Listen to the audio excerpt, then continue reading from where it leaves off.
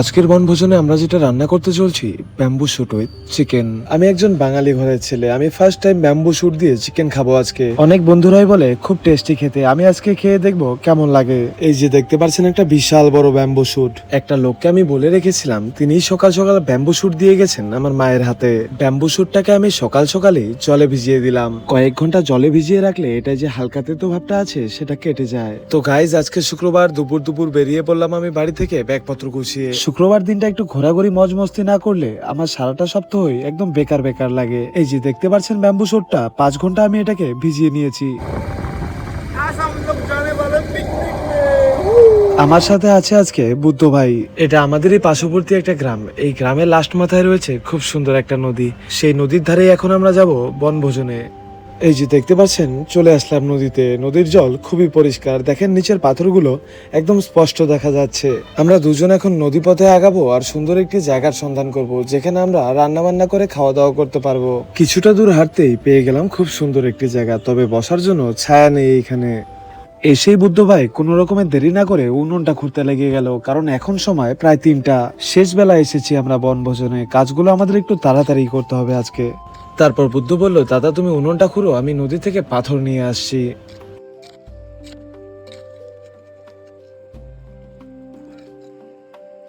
খোঁড়া হয়ে গেছে উনুন, তোলা হয়ে গেল নদী থেকে পাথর। সবার প্রথমে আমরা ভাতটা বসাবো, তার জন্য আমাদের চালটাকে ভালো মতন ধুয়ে নিতে হবে। চালটাকে আমরা নদীর জলে ধুয়ে নিব। এই নদী আজকে আমাদের একমাত্র ভরসা, কারণ আমরা বাড়ি থেকে খাওয়ার জন্য বা ধোয়াধুয়ি করার জন্য কোনো রকমের জল আনিনি আজকে। ধোয়া হয়ে গেল চাল, এখন ভাত করার জন্য পরিমাণ মতো জলটা ভরে নেব। এদিকে বুদ্ধ ভাই রান্নার জন্য আগুনটাকে জ্বালাচ্ছে। জ্বলে গেছে আগুন, বসিয়ে দিলাম ভাত। নদীর এই পারে যতটুকু লাকড়ি কুড়িয়ে পেলাম সমস্ত লাকড়ি আমরা উনুনে দিয়ে দিয়েছি। এখন আমরা নদী পার হয়ে লাকড়ি আনতে যাব। প্রচন্ড গরম আজকে, তবে এই নদীর কিনারে অল্প হাওয়া আছে বলে বেশ ভালোই লাগছে। একবার আমরা নদীটাকে পার করে আসলাম, আবার এখান থেকে দেখতে পাচ্ছি নদীর ওই কিনারেই লাকড়ি আছে, কিন্তু একটু দূরে। আমাদের নদীটাকে আবার পার করতে হবে। একটা জিনিস ভালো যে এই নদীতে হাঁটু জল কোমর জল বা এতটুকু অব্দি জল আছে, আর আমি ফুল প্যান্ট পরেই নদীতে নেমেছি। দেখতে পাচ্ছেন আমার প্যান্টটা একদম থাই পর্যন্ত ভিজে গেছে। হয়তো প্রবল ঝড়ের কারণে এই গাছটা ভেঙে গিয়েছিল। এই গাছটা থেকে আমরা আমাদের প্রয়োজনীয় লাকড়ি কেটে নিব। এদিকে বুদ্ধ ভাই লাকড়ি পারতে উঠে গেছে গাছের উপরে। প্রকৃতি আমাদেরকে অনেক সাপোর্ট করছে, তাই এত কাছাকাছি পেয়ে গেলাম এতগুলো লাকড়ি। এখন আমরা ফিরবো সেই জায়গায় যেখানে আমরা ভাতটা বসিয়ে এসেছি। সেখানে যাওয়ার এটা একটা শর্টকাট রাস্তা। আগে যদি জানতাম লাকড়িগুলো এখানে আছে, তাহলে হয়তো এই রাস্তা দিয়েই আসতাম। এই রাস্তাটা যদিও জঙ্গলি ঝোপঝাড়ে ভর্তি, কিন্তু যেতে একটু কম সময় লাগবে। আমরা একটু বেশি বেলা করে এসেছি আজকে, তাই আমাদের প্রত্যেকটা মুহূর্ত একটু সময় বাঁচিয়ে চলতে হবে। মাঝে মাঝে হয়ে যায় অল্প দেরি, কি করব বলেন। আগে বাড়ির কাজ করতে হয়, তারপরেই নিজের জন্য সময় বের করতে হয়। ওটাই আমাদের আসল কর্তব্য। নিয়ে চলে আসলাম লাকড়ি। এদিকে আমাদের ভাতটাও প্রায় 70% সেদ্ধ হয়ে গেছে। ভাতটা পুরোপুরি ভাবে হয়ে যেতে যেতে আমরা ভাবলাম আরেকটা কাজ করে নেই, আমরা মাংসগুলোকে ধুয়ে নেই।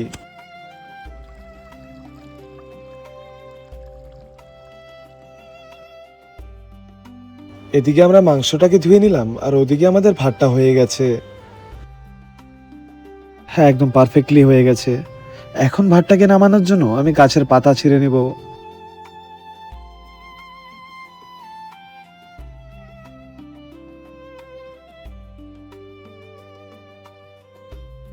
নামিয়ে নিলাম ভাত, এখন আমি ভাতের মাড়টাকে ফেলে দিব। ভাতের মাড়টাকে ফেলা হয়ে গেলে আমরা মাংস রান্নার জন্য প্রস্তুতি নেব। কাটা হবে এখন ব্যাম্বু শুটটাকে। দা দিয়ে ব্যাম্বু শুটে একটা বাড়ি দিতেই ব্যাম্বু শুটের যে মেন অংশটা সেটাই বেরিয়ে চলে এলো। এটাই তো চেয়েছিলাম আমরা, এত সহজেই বেরিয়ে এলো। একদম কচি ব্যাম্বু শুটটা, খেতে ভীষণ মজা হবে। এখন এটাকে পাতলা পাতলা করে কেটে নিতে হবে। এই ব্যাম্বু শুটটাকে কাঁচাও কিন্তু খাওয়া যায়, খেতে একদম কেশর আলুর মতো লাগে। আমি এক পিস কাঁচা খেয়ে দেখবো। হ্যাঁ, আসলেই খুব সুস্বাদু এটা। এই যে দেখতে পাচ্ছেন কেটে নিয়েছি আমরা যেমন খুশি তেমন সাইজে, কিন্তু এটাকে একটু পাতলা রাখতে হবে। জাস্ট কেটে নিব এখন। মাংসের জন্য পেঁয়াজ রসুন আদা কাঁচা লঙ্কা।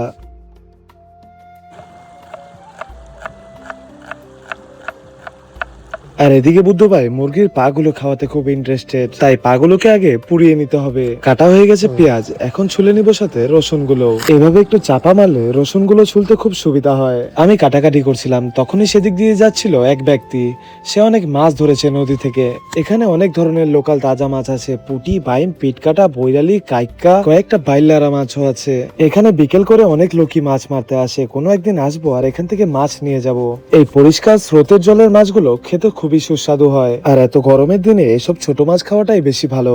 আমি এদিকে মাছ দেখতে দেখতে বুদ্ধর দাদা আর কাকু এসেছে এখানে। এটা হচ্ছে গিয়ে বুদ্ধর দাদা, এসেই সরাসরি কাটাকাটিতে লেগে গেছে। সেও বুঝতে পেরেছে যে টাইমটা শর্ট, একটু হাতে হাত লাগালে রান্নাটা তাড়াতাড়ি হয়ে যাবে।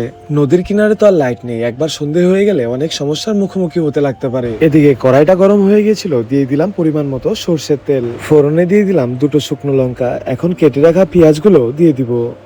এখন সময় 4:30, মোটামুটি 5:30টার মধ্যে সন্ধ্যা হয়ে যাবে। এখন দিয়ে দিব একটু থেতে করে রাখা একটা রসুন, আর সাথে 4 জনের জন্য 4টা গোটা রসুন দিয়ে দিলাম। পেঁয়াজ রসুন গুলো একটু ভাজা ভাজা হয়ে আসলে দিয়ে দিব কেটে রাখা কাঁচা লঙ্কা আর কুচি করে রাখা আদা গুলো। এগুলো সব বুদ্ধ ভাইয়ের দাদাই কাটাকাটি করেছে। এখন দিয়ে দিব ধুয়ে রাখা মাংসগুলো। অনেকক্ষণ থেকে কাজ করার পরে বেশ ভালোই খিদে পেয়ে গেছে।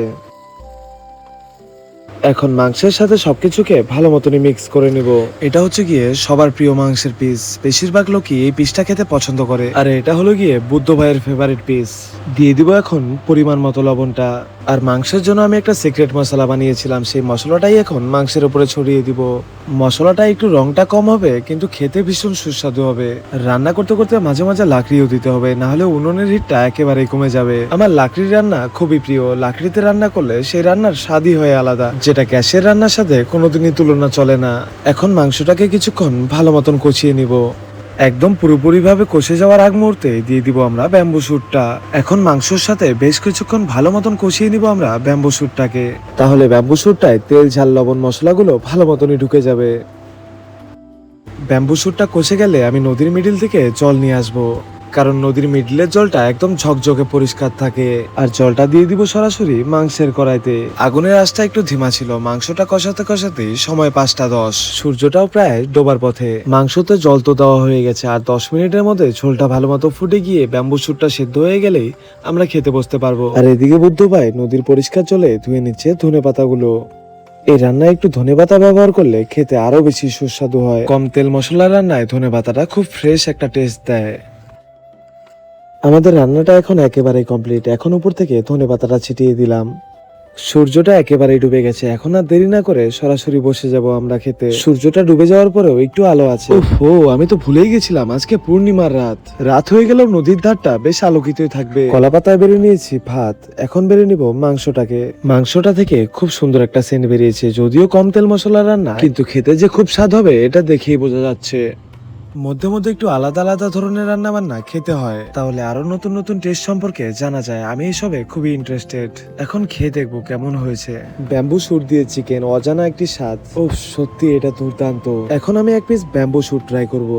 ওফ ওফ, এটা অল্প অল্প কচকচ করছে, আর মাংসের ঝোল মশলা ঢুকে গিয়ে দুর্দান্ত লাগছে খেতে। আমার কাছে জাস্ট বলার ভাষা নেই, এটা এতটা স্বাদ কি করে হলো। আমি লোকটাকে আবারও বলবো একটা ব্যাম্বু শুট দিয়ে যেতে, আমি আমার বাড়ির লোকজনদের ট্রাই করাবো।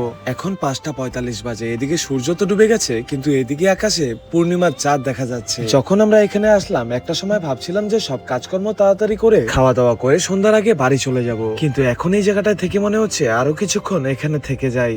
জায়গাটা এত সুন্দর, হাওয়া, পূর্ণিমার চাঁদ, মিউজিক চলছে, আর সাথে ভাই বন্ধুরা। এটাই তো চেয়েছিলাম।